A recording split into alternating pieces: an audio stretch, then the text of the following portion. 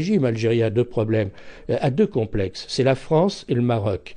La France, pour les raisons qu'on connaît, on ne va pas revenir sur cette affaire, mais le Maroc, encore pire, parce que le Maroc est une vieille nation qui a 12 siècles d'existence, qui a une forte identité, et l'Algérie, il faut bien le dire, a été créée par la France.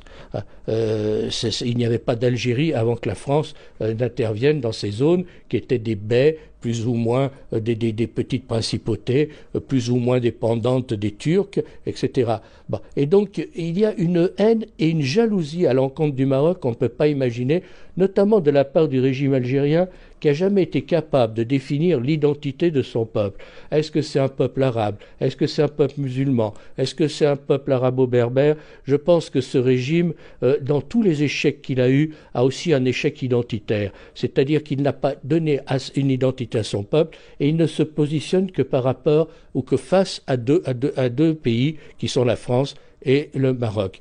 Et donc, c'est dans les gènes du régime algérien séparatiste, mais l'Algérie, elle est un peu comme le lapin du Racel. Elle continue à entretenir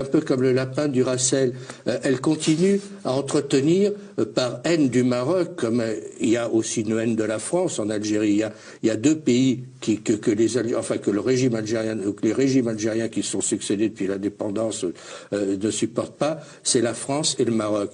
Parce que, alors le Maroc, on comprend très bien, il y a un complexe. Le Maroc est une vieille nation avec une vieille civilisation, avec une vieille unité nationale qui regroupe les Berbères et les Arabes et qui se sont mixés. Et parce que, alors le Maroc, on comprend très bien, il y a un complexe. Le Maroc est une vieille nation avec une vieille civilisation, avec une vieille unité nationale qui regroupe les Berbères et les Arabes et qui se sont mixés. Et là, il s'en sort beaucoup mieux. D'ailleurs, à un moment, ils avaient parce que il y a eu la fermeture des frontières et puis une réouverture des frontières.